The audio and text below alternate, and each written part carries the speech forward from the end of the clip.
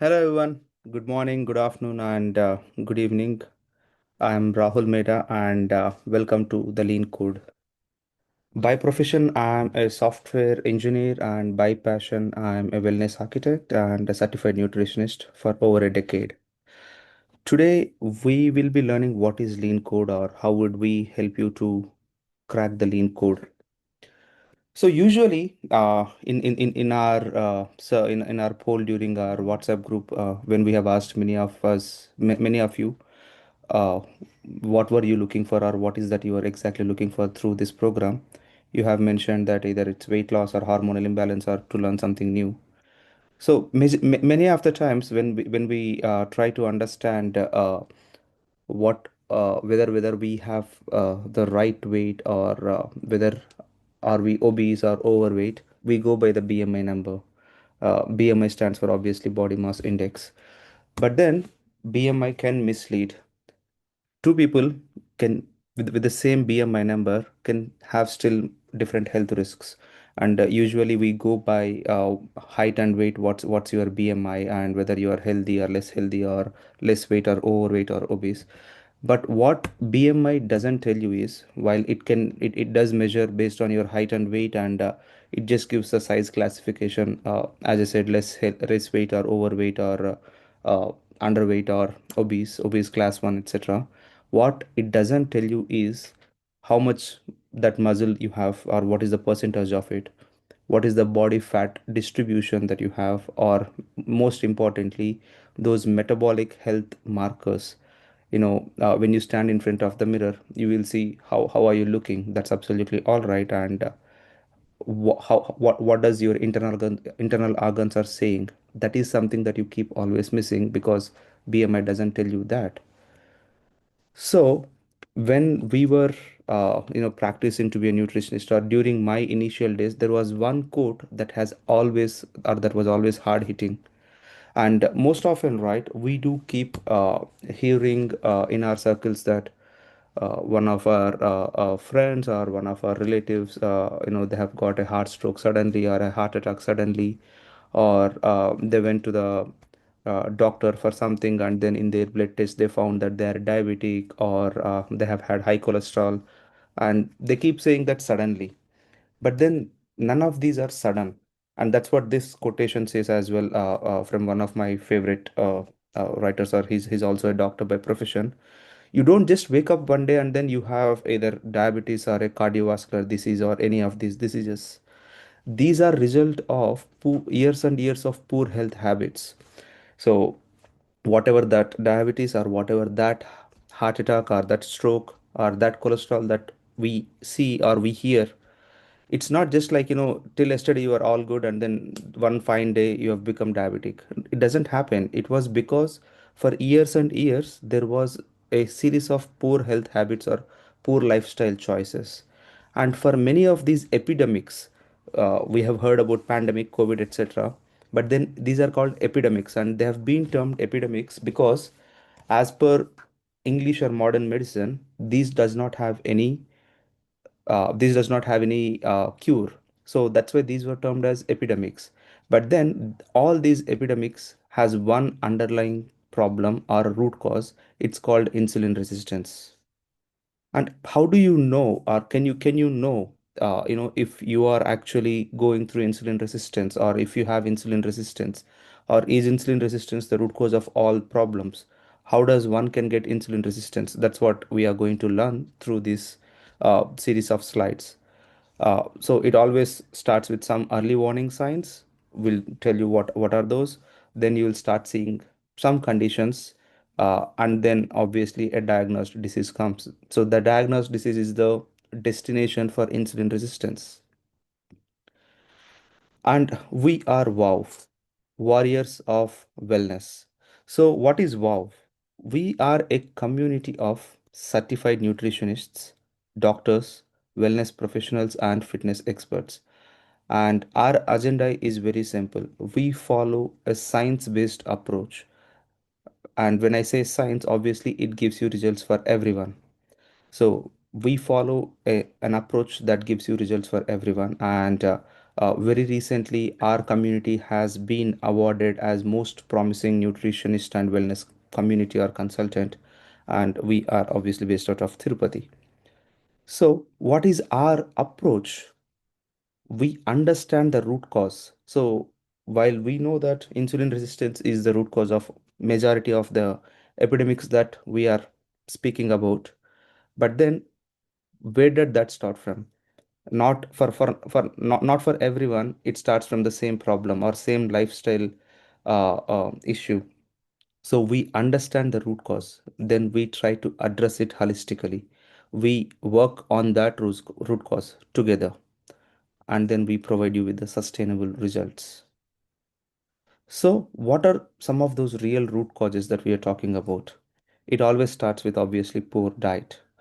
Majority of the diets that we follow obviously are very high in carbohydrates, or most of the foods are processed, are refined sugars or refined carbohydrates. If I ask you, probably go through the food that you have had this morning or this noon or yesterday, you can say that, or you can probably observe that majority of them are obviously carbohydrates. Then lack of exercise. So we keep always blaming if someone is putting on weight that you are not exercising good, you are not exercising well, or you are not exercising at all. But then let me tell you one myth that we keep always thinking, that is, it's not food, it's only exercise. No, it's wrong. 80% of the problem comes from the food, 20% of the problem comes from the exercise. Exercise is absolutely important, it is equally important, but then food is your major factor. Then the third one is stress or chronic stress. So there is an evolutionary proven science-based fact that stress causes you to become obese or to get any of these epidemics. How does that happen? So today, obviously, we are living in properly built houses, and then like you are eating thrice or four or five times a day, all of that. But then when we are talking about caveman, where the evolution of Homo sapien or human being has started, usually like it's not that like they have this pattern of, yes, it's time now to eat breakfast or lunch or dinner. No, there is no such thing. You go out to hunt an animal or to get some food from your plants, and then when you come back, well, first of all, when you go out, there is no guarantee that even you are coming back alive. But then when you come back, you don't know when is your next meal itself. So your body has come up with a mechanism. It has come up with a hormone called cortisol. Whenever it is under stress, it releases something called as cortisol. And what does it do? So you have had some food, and then your body is under stress because you can't step out of your cave, or someone can come, or an animal can come and hunt you. So your body is under constant stress. So it stores some of the food that you have consumed as belly fat. But then we have evolved enough. You're not going to hunt every day, right? We are not obviously going out for hunting food every day. It is on your table every day. So we eat three times a day, four times a day, five times a day, and now we have even called it as, you know, uh, stress eating. So, well, stress itself is causing you more fat, you are eating even more. So chronic stress is one of the root causes for overweight or obese or all the hormonal imbalances. And then poor sleep. So I keep hearing some of my earlier clients used to say that it's always, I'm sleeping 8 hours, but then when I ask their time, they probably sleep by 12 or 1 o'clock in the night, and then they get up by 8 o'clock or 9 o'clock. And then they say that, like, the quantity is there, 8 hours or 9 hours. It is always quality and quantity of the sleep. There are so many proven studies that states that any sleep after 6 a.m. is absolutely useless. Your body doesn't need that. Imagine that, like, or most of you would have even experienced this, that when you were probably, let's just say, like, next day morning you have to catch an early train by 4 o'clock or 5 o'clock, or you have to go somewhere. You sleep early, and then you are able to get up at 3 o'clock or 4 o'clock in the morning, and then you'll feel absolutely fine, and then you are not tired at all, because sleeping between 10 p.m. to 6 a.m. is your what we call as a REM sleep, and that is the sleep majority of the people do need. And probably when we get into further discussions, I'll explain about how does that sleep calculation works for your body and etc. And then any excessive alcohol or smoking. So these are some of the real root causes that are hurting majority of the people, who are going through any of the issues or epidemics that I have mentioned. So let us understand what is insulin resistance. As I said, if you probably list down all the foods that you have had today and yesterday, you can probably say that, like, today is Sunday, so probably you would have had some chicken biryani or mutton or sandwich or pizza or a burger or idli, dosa, or rice and dal and etc. But your body doesn't know the name of the food by the name we say. If you say paneer, your body doesn't understand what does paneer mean. If you say chicken, your body doesn't understand that. If you say rice, your body doesn't understand what does it mean. So how would your body understand the food you have given and what does it mean to it? Your body has only three things to understand. These are called macronutrients. The food you have consumed, either it is a protein or a carbohydrate or a fat. As simple as such. And majority of the time we consume obviously where we have all these three in it, but then 70 to 80% of the food consumed is predominantly carbohydrate. And be it protein or carbohydrate or fat, all of these, when they get in, they get digested. And if it is protein, it gets digested as amino acids. It is required for your muscles, it is required for for your body building and etc. And it is even required, it is also called as basic building block. Like how cement and brick is required for your house, protein is required in the similar manner. Then carbohydrates. Carbohydrates are converted into glucose, and then your fats are converted into fatty acids. All these three are equally important. But when we consume majority of the time carbohydrates, while each of the macronutrient contains glucose in it, what happens is when that food gets digested, your pancreas release insulin. Let me ask you a question. Why do we eat, first of all? Most of us probably we might have forgotten why are we eating itself. We might say that, like, yeah, it's time to eat, so that's why we are eating. It's 9 o'clock, so let's have breakfast. It's 1 o'clock, let's have lunch. It's 8 o'clock, let's have dinner. Or the food looks delicious, so let's eat it. But that is not the real reason why we are eating. We are eating because it gives you energy. It gives you energy to do all the things that you are wanting to do or looking to do. So when you consume the food, obviously it has to digest and then it has to give you the energy so that your body can obviously do what you are expecting it to do.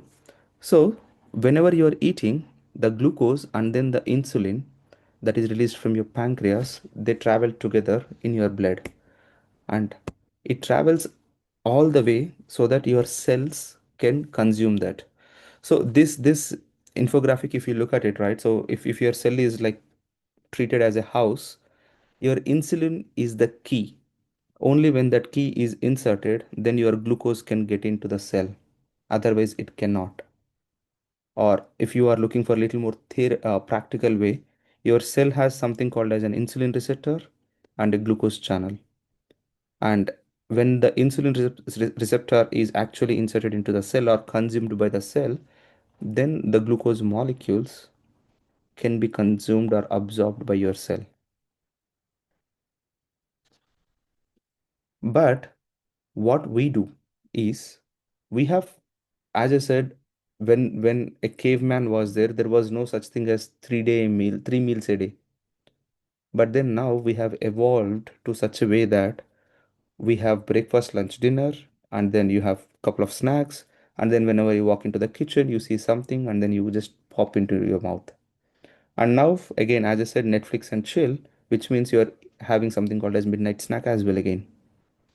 So constantly, whenever you are eating, your body is getting some sugar, which means there is a spike in the insulin in your body. And over a period of time, what happens is you have overfed your body, and your cells are not able to consume that extra glucose. So what it does is it will those insulin receptors are becoming resistant to the insulin, and then they cannot consume any more glucose into their cell. And it is actually a gentle way of the cell saying that please wait, I'm fully occupied. And I have my favorite analogy that I keep telling to everyone, that imagine that you are living in a 2 BHK house or a 3 BHK house. At a time, how many guests you can have? Probably 7, 8, 10. You cannot have more guests after a threshold, right? Even if the lock is open, you cannot have more people. You have to push them out, because you cannot obviously accommodate everyone in the house in the similar manner. So even if there is insulin present, your glucose cannot be consumed by the cell, because the glucose is already overloaded. And that's when this insulin and glucose just keeps traveling in your blood, which is very dangerous. And your pancreas release that extra insulin, and thus a pattern happens, what we call as glycogenesis. What does it mean? While it sounds some complicated term, very simple. You had some food, insulin is released, but then it is excess. So all of that excess goes to your liver, and liver converts that sugar, it is actually sugar, into fat. So whenever you see something like you have high cholesterol, or the fat percentage is high, the first thing that majority of the people do is, okay, so let us stop consuming oil, let us stop consuming ghee, or butter, or let us not take any oil at all, let us eat oilless food. But then the fat that you are referring to is actually not fat, it is actually sugar converted into fat. But then we have to make your body do something called as glycogenolysis, wherein the insulin levels have to be decreased, so that all that fat that is stored has to be converted into sugar and then to be burned. And your body has to do that. How will it do? So we understand, as nutritionists, we understand for each of the food groups. On your left, when you look at this one, right? So be it carbohydrate or protein or fat, we understand how much of insulin is released, and each food group, how much time it takes to digest, and then how does that impacts your satiety hormone. And accordingly, we actually provide a plan. So how does that work? Or are you in insulin resistant stage? So while most of us again wouldn't know some of the not so harmful visible signs that you are going through insulin resistance, the first thing that you see is some skin changes. The you will see uneven skin tone, or your neck area is completely is becoming dark, or you will see what we call as skin tags or warts. Or when it comes to fat distribution, you will see love handles, or on the face you will see puffy face or a double chin. And then right after you eat, one of these two things happen: either you feel absolutely drowsy, or you are craving for some sweet. So those are all some of the visible signs of insulin resistance. Sorry. Yeah. So what do we do? As I was saying, we understand for each food group how does insulin is impacted, or how much insulin gets released, and accordingly we do prepare a meal plan that actually is called as autophagy. So what is autophagy? Autophagy is a mechanism where your body cleans up it gets into a cleanup mode. What some of people might call as detox mode. Detox and cleanup are completely different, but yeah, it gets into a cleanup mode. And this is something that is being discovered. So your body has this mechanism, but then no one knows how to actually start this. That's why we know diabetes is incurable, or we know thyroid is incurable, or we know all these hormonal imbalances are incurable, because No one has ever told us that these can be reversed, these can be cured. But in 2016, Dr. Yoshinori Ashumi, he has been awarded Nobel Prize because he has proven all of that wrong through this science called autophagy. Through this, you can reverse all the epidemics I have mentioned. And what does it do? All you have to do is instigate the autophagy in the body. And when you do that, your body automatically gets into a self cleaning mode and it starts burning all that excess fat. So, when a certain meal plan, obviously based on your age, height, weight, biomarkers, because not everyone can have the same meal plan. Even if there are two people from the same house and if both are eating the same food, still their body's metabolism is completely different. So that's why, based on that, when you follow this new metabolic pathway, your body from sugar burner now will become fat burner. And that is when all that fat that you are worried about or you keep thinking that fat, be it that stubborn fat, it gets into the autophagy mode and it starts burning. So what's next? The first thing that we go with is what we call as biomarkers or health tests. So if you are interested, do DM me so that I'll give you the series of blood tests that anyone can get them done. Majority of the parts do have these blood tests that you can get them sorted. So based on that blood test, we do understand. So as I said, if you stand in front of the mirror, you will see, how's your skin looking like, how's your hair looking like, or how's your body looking like. But then only when you get the blood test done, you will understand what your internal organs are saying, what's your heart saying, what's your liver is saying, what your kidneys are saying, all of that through the biomarkers. Then we give you an eating pattern. It's not always 16:8, but yeah, we give you an eating pattern based on your lifestyle habits. And then we provide that personalized plan based on your lifestyle. So some of people do for work in shifts, or they might be a homemaker, but then they have kids to take care of the kids. So there is no one plan that fits for all, and we provide you with the workouts. And what we do is we monitor your food plates. You have to post the food plate so that I can personally monitor them and then correct them if there is anything that's going wrong. And then based on your meal plan, if there is any supplementation that's required. And most importantly, we would ask you to practice patience. Over the years, all these epidemics have been built. Now it takes time to reverse them as well. And here are few of our client transformation success stories all across the globe, or across different challenges that we were able to reverse. With that, I'd like to say thank you for your attention, and please do post if you have any questions.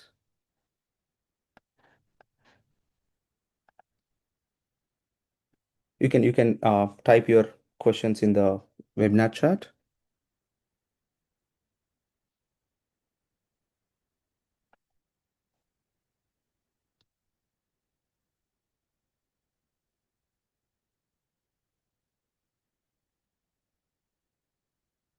Let me probably take you through some of the frequently asked questions as well.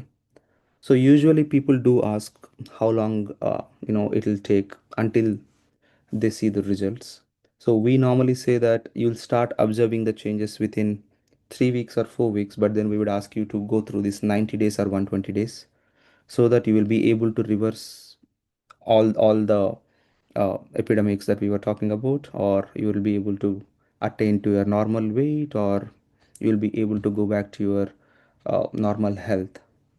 And as I was saying, is 16:8 fasting pattern safe for everyone? We work with you personally to understand your daily routine, a day in life of, and accordingly, we give you what you should actually follow. And what makes wow different from other weight loss programs? While I cannot make a comment on what others are following, we follow a purely science based approach, and there is no meal replacement shake concept here. It's purely from the food you cook from your kitchen is what you consume. And do you need to track calories on the WOW program? You don't need to. That is something that we ensure you, or we take care of it for you.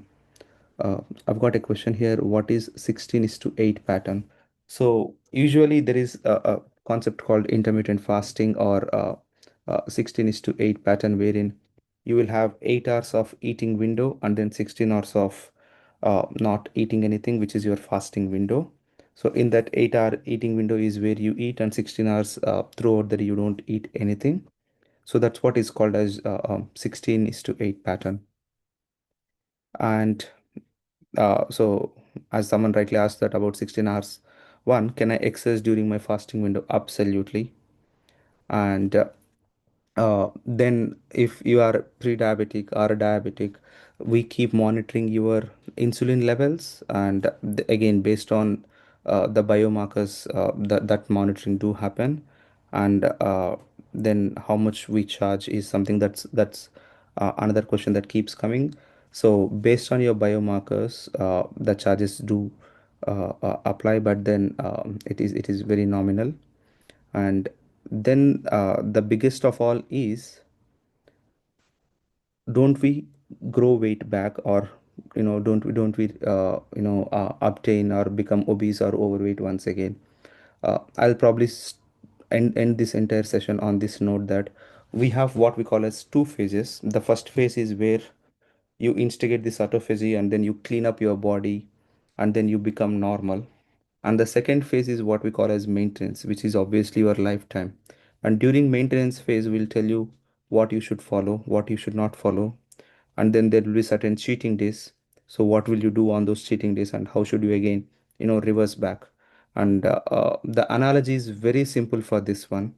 To start off with, let's just say that, like, you are living in your bedroom right now, and then on one fine evening, you wanted to eat a banana, and you had a banana, and then instead of, you are lazy, throw it in the dustbin, so you just threw it in one of the corners. You did not clean up, obviously, the following day, and then you put something else as well in the same corner. And after a week or 2 weeks, now that corner has become a dustbin, and then it started attracting all the flies, and there is bad odor, etc. Now, one fine day, you will decide that, no, this is not good. I'm not able to live in my bedroom, so I should change. So, what is the first thing that you do? You will obviously clean it up, right? So you will obviously clean up that corner. You'll put all the trash in your trash bin. Then you clean up the room, and then your maintenance starts, which is, from that day, your major intention is not to put anything or not to throw anything in that corner. But then, if you do so as well, you plan to immediately clean it up the next month itself, or next week itself, or next day itself. So that is how autophagy works as well. You might, because there might be days where you'll not be able to control, and then you'll go and eat. But then the very next day, what do you do? Very next week, what do you do? Very next month, what do you do? That's how you clean up your body. So on that note, we will end here, and all of you do have my contact, my number, and if you have any questions, or if you want a further consultation, or what are those blood tests, feel free to DM me. Thank you.